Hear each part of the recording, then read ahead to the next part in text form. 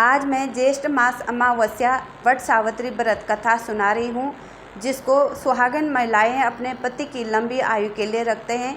इस कथा को ज़रूर सुनें और प्लीज़ वीडियो को लाइक, शेयर, सब्सक्राइब, कमेंट ज़रूर करें। पौराणिक कथाओं के अनुसार भद्र देश के एक राजा थे जिनका नाम अश्वपति था। भद्र देश के राजा अश्वपति की कोई संतान न थी। उन्होंने संतान की प्राप्ति के लिए मंत्रोच्चारण के साथ प्रतिदिन 1,00,000 आहुतियाँ दी। 18 वर्षों तक यह क्रम जारी रहा। इसके बाद सावित्री देवी ने प्रकट होकर वर दिया कि राजन, तुझे एक तेजस्वी कन्या पैदा होगी। सावित्री देवी की कृपा से जन्म लेने के कारण से कन्या का नाम सावित्री रखा गया। कन्या बड़ी होकर बेहद रूपवान हुई। योग्य वर न मिलने की वजह से सावित्री के पिता दुखी थे। उन्होंने कन्या को स्वयंवर तलाशने भेजा। सावित्री तपोवन में भटकने लगी। वहाँ साल्व देश के राजा धूमतसेन रहते थे। क्योंकि उनका राज्य किसी ने छीन लिया था, उनके पुत्र सत्यवान को देखकर सावित्री ने पति के रूप में उनका वरण किया। ऋषिराज नारद को जब यह बात पता चली तो वह राजा अश्वपति के पास पहुँचे और कहा कि हे राजन, यह क्या कर रहे हैं? आप सत्यवान गुणवान हैं, धर्मात्मा हैं और बलवान भी हैं, पर उसकी आयु बहुत छोटी है। वह अल्पायु है। 1 वर्ष के बाद ही उसकी मृत्यु हो जाएगी। ऋषिराज नारद की बात सुनकर राजा अश्वपति घोर चिंता में डूब गए। सावित्री ने उनसे कारण पूछा तो राजा ने कहा कि पुत्री, तुमने जिस राजकुमार को अपने वर के रूप में चुना है वह अल्पायु है। तुम्हें किसी और को अपना वर साथी बनाना चाहिए। इस पर सावित्री ने कहा कि पिताजी, आर्य कन्याएं अपने पति का एक ही बार वरण करती हैं। राजा एक बार ही आज्ञा देता है और पंडित एक बार ही प्रतिज्ञा करते हैं और कन्यादान भी एक ही बार किया जाता है। सावित्री हट करने लगी और बोली, मैं सत्यवान से ही विवाह करूंगी। राजा अश्वपति ने सावित्री का विवाह सत्यवान से कर दिया। सावित्री अपने ससुराल पहुंचते ही सास ससुर की सेवा करने लगी।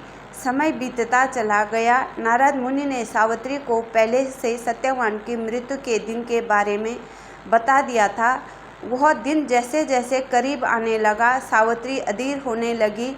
उन्होंने 3 दिन पहले ही उपवास शुरू कर दिया। नारद मुनि द्वारा कथित निश्चय तिथि पर पितरों का पूजन किया। हर दिन की तरह सत्यवान उस दिन भी लकड़ी काटने जंगल चले गए। साथ में सावित्री भी गई। जंगल में पहुंचकर सत्यवान लकड़ी काटने के लिए एक पेड़ पर चढ़ गए। तभी उसके सिर में तेज दर्द होने लगा। दर्द से व्याकुल सत्यवान पेड़ से नीचे उतर गए।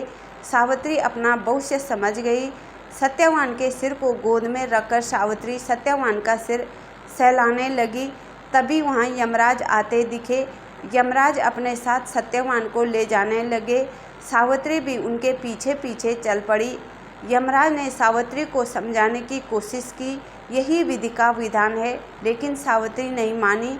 सावित्री की निष्ठा और पतिपरायणता को देखकर यमराज ने सावित्री से कहा कि हे देवी, तुम धन्य हो, तुम मुझसे कोई भी वरदान मांगो। सावित्री ने कहा कि मेरे सास ससुर वनवासी और अंधे हैं, उन्हें आप दिव्य ज्योति प्रदान करें। यमराज ने कहा, ऐसा ही होगा, जाओ, अब लौट जाओ। लेकिन सावित्री अपने पति सत्यवान के पीछे पीछे चलती रही।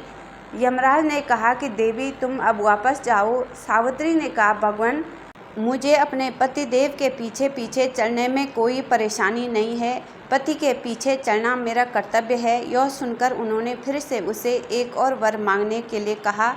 सावित्री बोली, हमारे ससुर का राज्य छिन गया है, उसे पुनः वापस दिला दें। यमराज ने सावित्री को यह वरदान भी दे दिया और कहा कि अब तुम लौट जाओ। लेकिन सावित्री पीछे पीछे चलती रही। यमराज ने सावित्री को तीसरा वरदान मांगने को कहा। इस पर सावित्री ने 100 संतानों और सौभाग्य का वरदान मांगा। यमराज ने इसका वरदान भी सावित्री को दे दिया। सावित्री ने यमराज से कहा कि प्रभु, मैं एक पतिव्रता पत्नी हूँ और आपने मुझे पुत्रवती होने का आशीर्वाद दिया है। यह सुनकर यमराज को सत्यवान के प्राण छोड़ने पड़े। यमराज अंतर्ध्यान हो गए और सावित्री उसी वट वृक्ष के पास आ गई जहाँ उसके पति का मृत शरीर पड़ा था। सत्यवान जीवंत हो गए और दोनों खुशी खुशी अपने राज्य की ओर चल पड़े। दोनों जब घर पहुँचे तो देखा कि माता पिता को दिव्य ज्योति प्राप्त हो गई। इस प्रकार सावित्री सत्यवान चिरकाल तक राज्य सुख भोगते रहे। अतः पतिव्रता सावित्री के अनुरूप ही प्रथम अपने सास ससुर का उचित पूजन करने के साथ ही अन्य विधियों को प्रारंभ करें। वट सावित्री व्रत करने और इस कथा को सुनने से उपवासक के वैवाहिक जीवन या जीवन साथी की आयु में किसी प्रकार का कोई संकट आया तो भी वो टल जाता है।